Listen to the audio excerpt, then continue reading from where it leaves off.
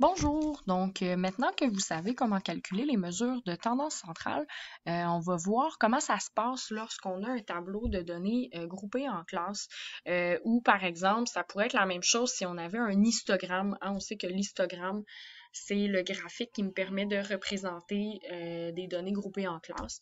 Donc, ça fonctionnerait un petit peu de la même façon. Les trois mesures sont les mêmes, moyenne, mode, médiane. Par contre, je vais seulement pouvoir les estimer ici. Je ne pourrais pas avoir une valeur précise pour la moyenne, le mode ou la médiane. Donc, la moyenne, on va l'estimer. On va voir avec l'exemple à la page suivante comment faire. Ensuite, pour le mode, en fait, ça va plutôt être une classe modale. Donc, ça va être la classe qui a le plus grand effectif. Et pour ce qui est de la médiane, ben ça va aussi, on va appeler ça une classe médiane. En fait, on va identifier la classe, donc le groupe, la catégorie dans lequel ma médiane se trouve. OK? Donc, on va quand même aller chercher la position de ma médiane, mais on va donner notre réponse plutôt avec la classe. Donc, attaquons l'exemple qui se trouve à la page 22 de vos notes de cours, donc où on observe le revenu hebdomadaire de 29 étudiants. OK? Donc, évidemment, là, plusieurs des revenus varient, là, ça se répète pas, les gens n'ont pas nécessairement le même revenu. Donc, c'est pour ça qu'on a utilisé les classes ici, donc les gens qui ont entre 0 et 50 $ de revenus, entre 50 et 100, 100, 150, etc. J'ai envie de commencer par la classe modale, c'est toujours un petit peu plus facile, donc c'est intéressant de commencer par ce qui va plus vite. Donc la classe modale, on a dit que c'est celle qui a le plus grand effectif. Donc si j'observe mon tableau, ben, je vois que c'est celle-là ici. Là. Donc tous les gens qui ont fait entre 50 $ qui est inclus avec le crochet à l'intérieur, et 100 $ exclus parce que le crochet est à l'extérieur, ben ça va être ça ma classe modale. OK? Donc, en majorité, si on veut, les gens ont fait entre 50 et 100 $ dans notre groupe d'étudiants. Donc, c'est ma classe modale. Maintenant, pour aller calculer la moyenne, donc on a dit qu'on allait seulement pouvoir l'estimer. Donc vraiment, je ne vais pas trouver c'est quoi la moyenne exactement. Ce que je vais faire, je vais utiliser un petit peu la même méthode que j'ai fait avec le tableau à données condensées. Donc, j'irai multiplier, si on veut, ma valeur avec mon effectif, là, comme si je les additionnais 6 fois. Ben, à la place, je vais utiliser la multiplication. Toutefois, là, quelle valeur j'utilise? Parce qu'en fait, je me retrouve dans la première classe à avoir tous les revenus entre 0 et 50 $. Donc, évidemment, si je prends 0, ben, je vais peut-être évaluer un petit peu là, en deçà de la réalité. Puis, si je prends 50, ben, je vais peut-être un petit peu là, booster, si vous me permettez l'anglicisme, ma moyenne. OK? Donc, on va y aller avec la valeur qui est en fait au milieu.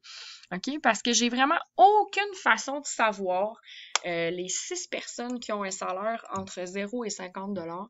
C'est pas possible pour moi de savoir est-ce qu'ils ont eu 10 $, 20 $, 30 $, etc. Donc, c'est pour ça qu'on utilise le milieu. Donc, si le milieu de la classe, c'est comme la moyenne entre la borne inférieure et la borne supérieure, donc la moyenne entre 0 et 50, ça me donne 25. Que je vais multiplier par l'effectif de 6. Donc, c'est comme si j'additionnais 25 6 fois. Ce qui me donne 150 ici. Donc, c'est vraiment le 150 qui va m'intéresser.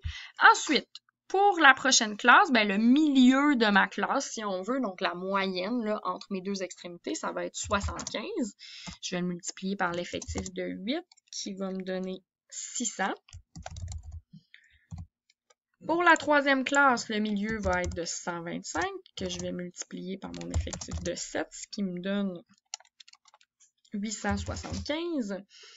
Ensuite, la prochaine classe, le milieu, ça va être 175, que je multiplie par l'effectif de 6. Ça me donne 1050. Je crois que vous comprenez commencer à comprendre le principe, pardon. Et la dernière classe, ce serait 225 qui se trouve au milieu, que je multiplie par 2 parce qu'on a 2 fois des données dans cette classe-là, ce qui me donne 550. Donc, en fait, si je voulais faire la somme de toutes mes données, ben, je devrais additionner là, tous ces nombres-là, donc 150, 600, etc. Et comme on a dit, c'est une estimation, là, parce que c'est pas vrai qu'il y a c'est pas vrai qu'il y a 6 personnes qui ont eu un salaire de 25 $, mais c'est la meilleure estimation que je peux faire avec les informations que j'ai. Donc, si j'additionne tout ça, ça me donne un total de... Donc, c'est une course avec vous en même temps pour la calculatrice. Donc, ça me donne un total de 3325. Je vous rappelle la moyenne. Donc, vous le savez, vous avez déjà fait ça d'autres années auparavant. Je prends le total de toutes mes données et je le divise par le nombre de données dans ma distribution. Donc, si je devrais diviser là, par 29. Donc, si je divise par 29, ça risque de pas être beau le résultat. Vous voyez que je suis encore à l'école. On entend la cloche. Ça me donne 111, bon, là, on a 2, 0, 6, 8, 9, etc. sur la calculatrice. On va arrondir au centième parce qu'on parle de dollars. Hein? Donc, l'argent, normalement, on arrondit au centième. Donc, 11 et 21, ce serait le salaire moyen, le revenu moyen de mes 29 étudiants. Et ce serait bien sûr une approximation. Là, okay? Ça ne veut pas dire que ce serait vraiment ça, la moyenne. Finalement, pour la médiane, on a dit que ça allait être une classe médiane. Donc, en fait, je vais aller trouver la donnée du milieu. Elle se retrouverait dans quelle classe, OK? Donc, je suis chanceuse, j'ai un nombre impair de données. Je dis que je suis chanceuse parce que j'aime ça. Quand le nombre est impair, ça veut dire que ma médiane, elle fait partie de ma distribution. Et pour trouver la position, je vous rappelle, hein, vous ajoutez 1 à l'effectif total et vous divisez par 2. Donc, 29 plus 1, ça donne 30. Divisé par 2, ça donne 15. Ça voudrait dire que c'est ma 15e donnée qui est la médiane. OK? Maintenant, je dois aller voir, elle se trouve où, la 15e donnée, si je viens mettre mes 29 données, là, une à la suite de l'autre. Évidemment, je les connais pas, mes données. Je sais pas c'est quoi les nombres qu'il y a dans chaque classe. C'est pour ça que je vais utiliser l'effectif cumulé. OK, je vais voir à la fin de chaque classe, j'ai combien de données là, en tout qui s'accumulent si je les ordonne, toutes mes données, mes 29 données. Donc, à la fin de la première classe, ben, j'aurai un total de 6 données. Ensuite, si j'ajoute les 8 données de la classe suivante, ben, je me retrouve avec 14 données en tout.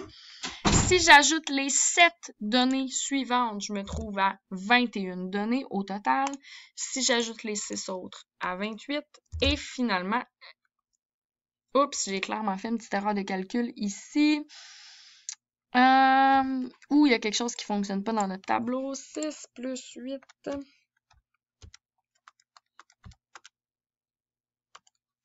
Bon, pardonnez-moi le petit intermède. Ah! 21 plus 6, ça donne 27. Wouh!